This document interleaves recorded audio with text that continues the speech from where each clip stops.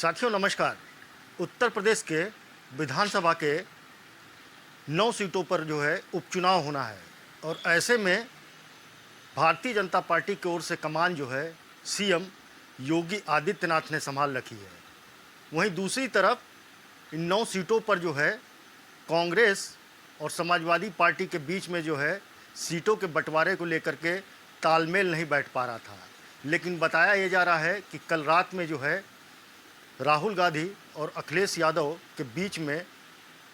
Mobile पर लंबी वार्ता हुई, जिसके बाद ये निर्णय लिया गया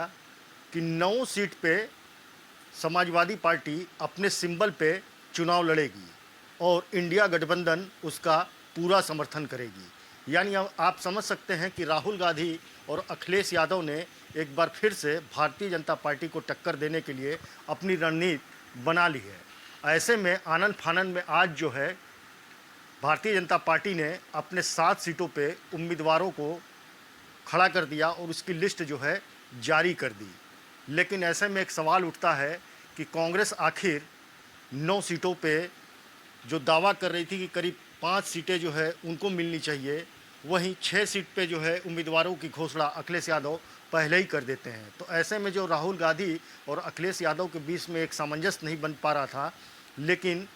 जिस तरीके से राहुल गांधी और अखिलेश यादव ने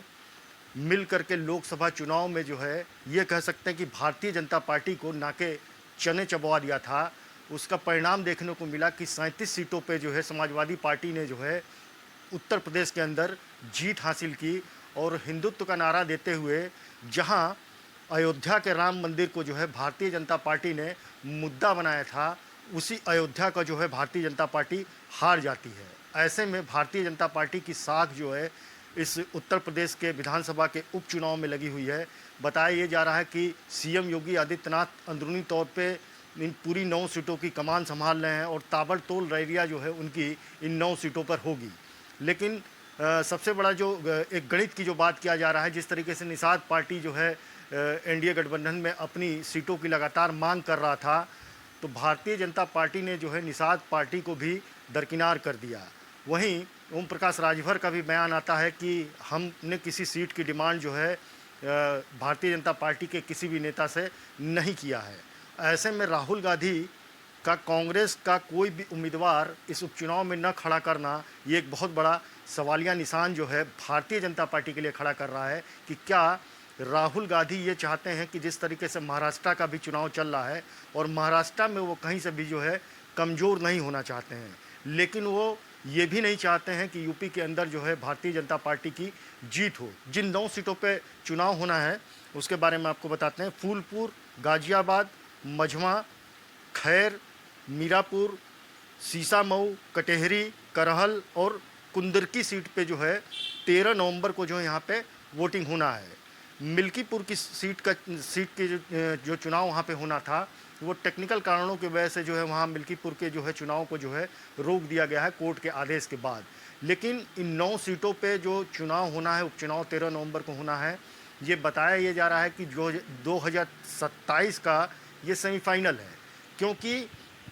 जिस तरीके से सीएम योगी आदित्यनाथ का पूरे उत्तर प्रदेश के अंदर अपना एक शासनकाल रहा है, जिस तरीके से उन्होंने कटोगे तो बटोगे का नारा दिया, उन्होंने हरियाणा में भी इस बात को कहा और कयास ये भी लगाया जा रहा है कि महाराष्ट्र के चुनाव में भी कटोगे तो बटोगे का नारा जो है शिखर पे होगा। क्योंकि वहाँ जो महाराष्ट्र में जो पोस्टर लगाया गया योगी आदित्यनाथ का, उसमें भी इस तरीके की बातों का जो है उल्लेख किया गया। लेकिन सबसे बड़ा सवाल ये उठता है कि उत्तर प्रदेश के अंदर जिस तरीके से कांग्रेस ने अपना कोई उम्मीदवार खड़ा नहीं किया और अजय राय का बयान आता है, प्रदेश अध्यक्ष कांग्रेस के अजय राय का बयान आता है कि इस बारे में उनको कोई जानकारी नहीं है। लेकिन इंडिया गठबंधन मजबूती से जो है पूरे उत्तर प्रदेश के 9 सीटों पर जो है चुनाव लड़ेगी और जिस तरीके से लोकसभा का चुनाव जो है राहुल गांधी और अखिलेश यादव की रणनीति से मिल करके जो है लड़ा गया था, उसी तरीके से ये चुनाव जो है एक बार फिर से जो है उत्तर प्रदेश के अंदर लड़ा जाएगा। लेकिन अब सवाल ये उठता है कि जिस तरीके से लोकसभा चुनाव के अंदर राहुल गांधी और अखिलेश यादव की तरफ से कई मुद्दे उठाए गए थे, जिसका जवाब जो है भारतीय जनता पार्टी शायद दे नहीं पाई थी। और अखिलेश यादव ने जो एक्स मीडिया पे जो ट्वीट किया है, उसमें भी उन्होंने इसी बात का जिक्र किया है कि सीट की नहीं, जीत की बात है। यानी वो ये चाहते हैं, वो ये इंगित करना चाहते हैं कि यहाँ सीटों का लड़ाई नहीं है, बल्कि जीत को लेकर के लड़ाई है। और जीत के लिए कांग्रेस ने अपनी कुर्बानी जो है यूपी के अंदर इस उपचुनाव में दे दिया है। तो जिस तरीके से मुद्दों की बात किया जा रहा था, राहुल गांधी ने और अखिलेश यादव ने अग्निवीर का मुद्दा जो है लोकसभा चुनाव में उठाया था, बेरोजगारी का मुद्दा उठाया था। राहुल गांधी ने भारतीय जनता पार्टी पे आरोप भी लगाया था कि संविधान को ख़त्म करने के लिए भारतीय जनता पार्टी की सरकार जो है पूरे देश के अंदर काम कर रही है। वहीं अखिलेश यादव ने अग्निवीर के मुद्दे को बड़ी ही सघनता से उठाया था और उन्होंने बिल्कुल इसको डिफ़ाइन किया था कि जिस तरीके से अग्निवीर की जो योजना बनाई गई है वो जवानों में भी बंटवारे की राजनीति जो है भारतीय जनता पार्टी ने किया है। तो इस बार भी कमोवेश हो सकता है कि इस तरीके के मुद्दे जो है इन 9 विधानसभा जो चुनाव जो होना है सीटों पर, उसमें जो है देखने को मिलेगा। लेकिन भारतीय जनता पार्टी की तरफ से लोकसभा चुनाव में जो है राम मंदिर का मुद्दा अहम था, विकास का मुद्दा अहम था। अब की बार 400 पार का नारा था, लेकिन वो नारा कहीं से भी सफल नहीं हुआ। अयोध्या की सीट भी जो है भारतीय जनता पार्टी हार जाती है। तो ऐसे में देखना ये होगा कि आखिर किन मुद्दों को लेकर के जो है भारतीय जनता पार्टी जो है इस चुनाव में सामने आएगी। लेकिन एक बात तो तय है कि जिस तरीके से राहुल गांधी और अखिलेश यादव के बीच में तालमेल बन गया है 9 सीटों को लेकर के, तो ये बात तो आने वाले समय में ज़रूर देखने को मिलेगा कि एक बार फिर से यूपी के अंदर जो है अग्निवीर का मुद्दा जो है वो गरमाता हुआ दिखेगा, बेरोजगारी का मुद्दा जो है वो गरमाता हुआ दिखेगा। एक और मुद्दा जिस तरीके से इनकाउंटर का मुद्दा रहा है, हाफ इनकाउंटर और इनकाउंटर का मुद्दा रहा है, जिस तरीके से बहराइच के अंदर हिंसा हुआ और उसके जो आरोपी रहे पुलिस उनका इनकाउंटर करती है, अखिलेश यादव उस मुद्दे को लेकर के भी मीडिया के सामने आते हैं और तमाम तरीके के बयान देते हैं। तो यानी ये कह सकते हैं कि अखिलेश यादव और राहुल गांधी की पूरी प्लानिंग जो है यूपी के